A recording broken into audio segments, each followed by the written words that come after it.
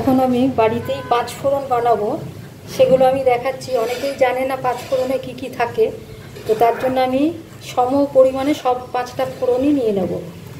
প্রথমে নিয়ে নিচ্ছি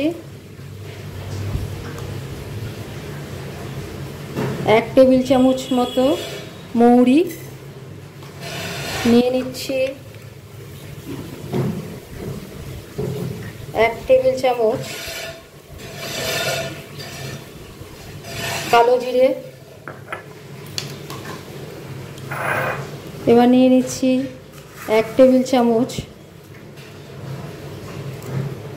মেথি, নিয়ে নিচ্ছি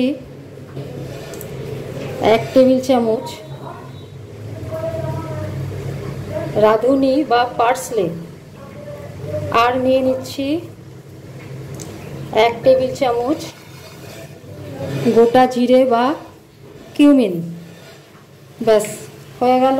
এবার এগুলোকে আমি মিক্সড করে নেব। কারণ দোকান থেকে যখন কিনেছি তখন দোকান থেকেই কেনা হয়, কিন্তু আজকাল বাড়িতেই বানিয়ে নিচ্ছি। কারণ কি দেখি বেশিরভাগ সময় হয় কালো জিরে প্রচণ্ড বেশি থাকে, আর নয়তো মেথির পরিমাণ প্রচণ্ড বাড়িয়ে দেয়। এবার মেথি বেশি থাকলে কি হয়, তরকারি ভীষণ তিতো লাগে, মুখেও পড়ে।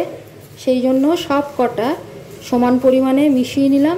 দেখুন প্রায় আমার 100 গ্রাম মতো, প্রায় 50 গ্রাম মতো এটা হয়ে গেল ফোড়ন। তো ফোড়ন তো তরকারিতে বেশি লাগে না, কিন্তু আমার আচার টাচার এইগুলো করতে কিন্তু আমি ভীষণ এই 5 ফোড়ন শুকনো খোলায় ভেজে ব্যবহার করি। তো ব্যাস আমার 5 ফোড়ন, ঘরে তৈরি 5 ফোড়ন রেডি টু সার্ভ। এইভাবে আপনারা যারা নতুন তারা অনেকে জানেন না, অনেককে দেখেছি সেই ধনে দিয়ে দেয় এর মধ্যে, কেউ আবার সর্ষে দিয়ে দেয় না, ওগুলো 5 ফোড়নে একদমই যায় না।